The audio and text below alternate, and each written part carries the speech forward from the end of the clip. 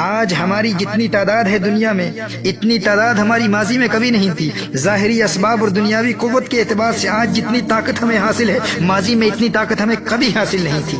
لیکن ماضی میں ہم حکومت کرتے تھے، ماضی میں ہم حاکم تھے، آج ہم محکوم کیوں ہیں؟ آج ہم مظلوم کیوں ہیں؟ آج 1.5 ارب سے زائد عددی قوت رکھنے والی مسلم دنیا تمام تر دنیاوی وسائل رکھنے کے باوجود آج اس قدر قسم پرسی اور پسماندگی اور زبوں حالی کا شکار کیوں ہے؟ آج اسلحے کی قوت بھی ہے، فوجی قوت بھی ہے، آج 56 مسلم ممالک ہیں، ہر طرف مساجد ہی مساجد ہیں، درسگاہیں ہیں، علماء کی کثرت ہے، آج ہم ایٹمی طاقت ہیں، آج سب کچھ ہے۔ لیکن کیا وجہ ہے کہ وہ افرادی قوت کے اعتبار سے بہت کم ہونے کے باوجود وہ جہاں سے گزر جاتے تھے دشمنوں کے سینوں میں کپ کپی طاری ہو جاتی تھی، اور ہم جہاں سے گزرتے ہیں دنیا ہمیں دیکھ کر ہنستی ہے، ہمارا تمسخر اڑاتی ہے، ہماری تحقیر اور تذلیل کی جاتی ہے۔ آخر اس کی وجہ کیا ہے؟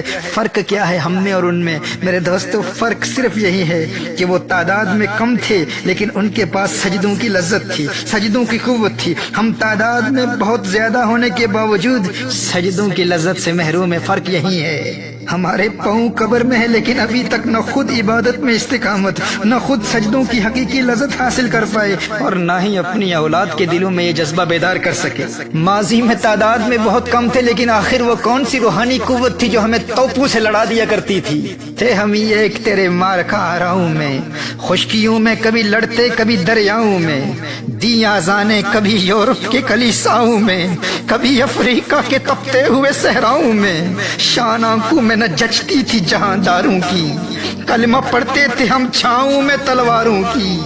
ہم جو جیتے تھے تو جنگوں کی مصیبت کے لیے، اور مرتے تھے تیرے نام کی عظمت کے لیے۔ تھی نہ کچھ تیغ زنی اپنی حکومت کے لیے، سر بکف پھرتے تھے کیا دہر میں دولت کے لیے۔ ٹل نہ سکتے تھے اگر جنگ میں اڑ جاتے تھے، پاؤں شیروں کے بھی میدان سے اکھڑ جاتے تھے۔ تجھ سے سرکش ہوا کوئی تو بگڑ جاتے تھے، تیغ کیا ہے ہم توپ سے لڑ جاتے تھے۔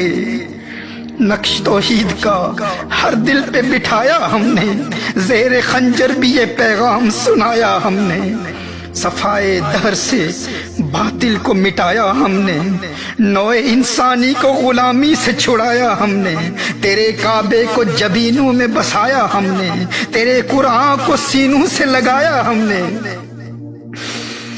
بنی اغیار کی اب چاہنے والی دنیا رہ گئی اپنے لیے ایک خیالی دنیا۔ ہم تو رخصت ہوئے اوروں نے سنبھالی دنیا، پھر نہ کہنا ہوئی توحید سے خالی دنیا۔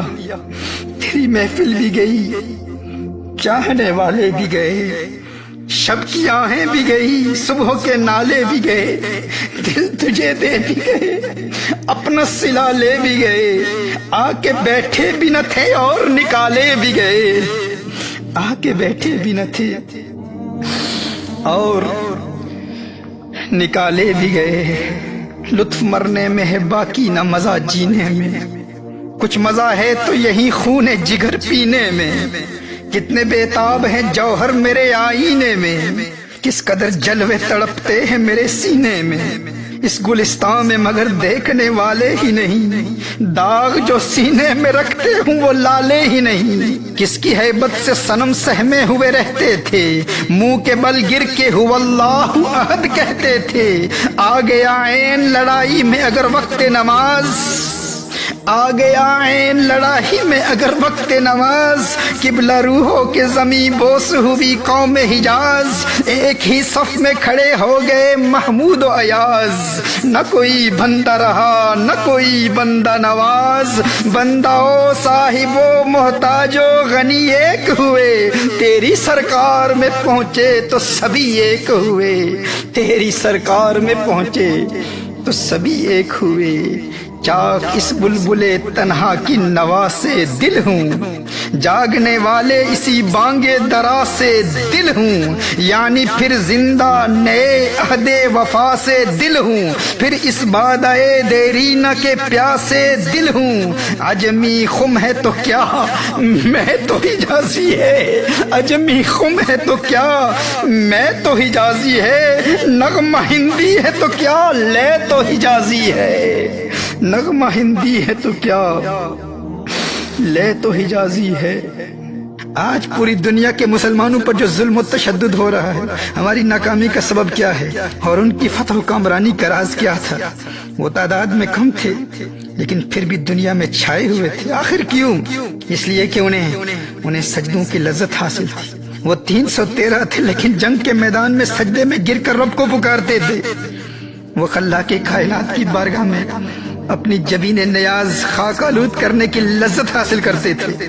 اپنے جسم کے 8 اعضاء کو زمین پر بچھا کر اپنی ناک اور پیشانی کو زمین پر رگڑتے ہوئے انتہائی عاجزی، تذلل، تضرع اور خشوع و خضوع کے ساتھ اپنی کمزوری اور اپنے ادنا ہونے کا اعتراف کرتے ہوئے سبحان ربی الاعلیٰ کے ترانے الاپتے، تمام جہانوں کے رب کی عظمتوں کا اعلان کرتے۔ تو یہ حضوری قلب والا سجدہ ایسے اللہ کے پیاروں کو معرفت حق کی منزلوں تک پہنچا دیا کرتا تھا۔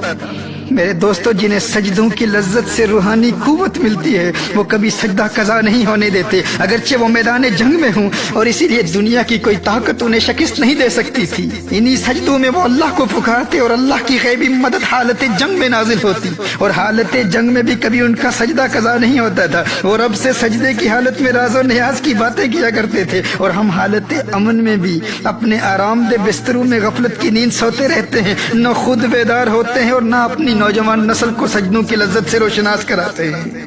اگر آج تمام مسلم دنیا سجدے میں گر کر اس رب کو پکارے تو رب کعبہ کی قسم انقلاب آ جائے۔